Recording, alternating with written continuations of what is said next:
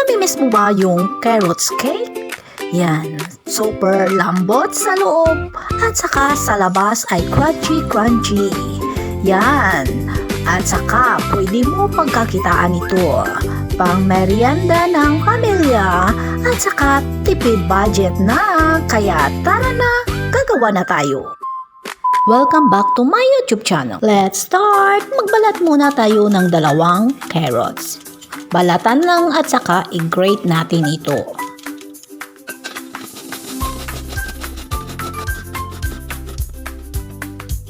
I-set aside natin muna ito.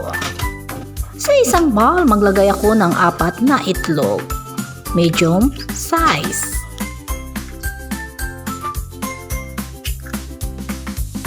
At maglagay ako ng 1/2 teaspoon salt at 1 teaspoon vanilla. 1 and 1/2 cup wash sugar. At i-mix natin ito. Mix well until na ma-dissolve ang sugar. 1 cup evaporated milk. Pwede yung fresh milk. At naglagay din ako ng 1 sachet milk powder. Swak. 1/3 cup cooking oil. I-mix lang siyang mabuti until na ma-dissolve. At saka mag-combine. At saka mag-add tayo ng all-purpose flour. 3 cups. Nasala ko na yan siya. Yan, kailangan masala at saka dahan-dahan sa paglagay.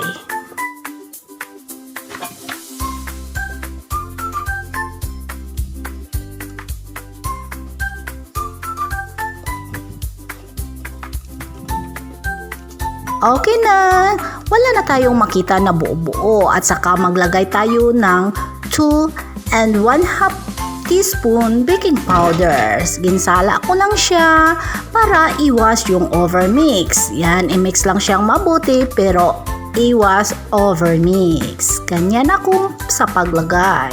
Okay na, yan, ilagay na natin yung grated carrots natin. Yan, i-mix lang siya mabuti.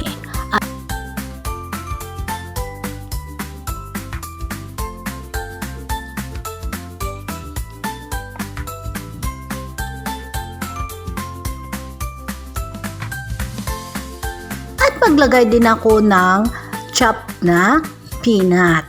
Yan, depende sa inyo kung anong ang ilagay ninyo. Pwede cashew nuts. Ayan, at saka naglagay ako ng cranberry. Yan, pwede yung raisen. Yan ang available sa akin. Kaya yan ang nilagay ko. Depende sa inyo kung ano ang ilagay ninyo. At saka ilagay na natin sa baking pan. Yan, kailangan nakapag-preheat na kayo ng oven ninyo. And preheat ko yung oven ko is 180 Celsius. Bake ko siya sa 45 minutes. Depende sa inyo kung ano ang gusto ninyong brown na brown. At naglagay din ako dito ng toppings na peanut. Yan, at saka cranberry. Depende sa inyo kung ano ang i-toppings ninyo. Ready to bake! Preheat lang ako ng oven ko is 180 Celsius. Bake ko siya sa 45 minutes. Okay na, yan. Yan ang gusto kong brown, crunchy sa taas at saka sa loob malambot. At saka depende sa oven ninyo. Hindi pari-pariho yung oven natin. Kaya kayo ang mag-control ng temperature ninyo. Yan na, medyo malamig-lamig na kasi excited nang kumain. Yan, paikutin lang ng kutsilyo at saka pabalik ta rin.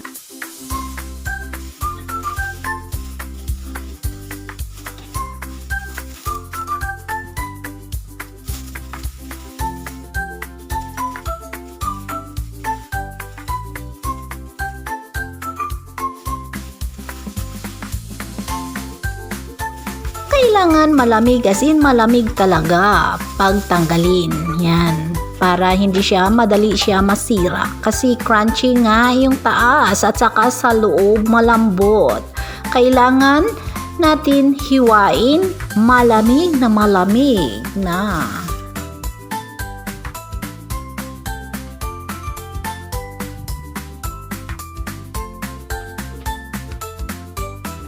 Kaya maghiwa na tayo pero hindi siya masyadong malamig. kaya konti lang ang hiwain natin ito. Kasi excited na makatikim. Yan, maghiwa tayo kita, natatanggal yung toppings niya. Kailangan talaga i-overnight, as in, talagang malamig. Pero hindi tayo makahintay kasi natakam na, super takam talaga. Ito na, yan, masarap, yan, super yummy.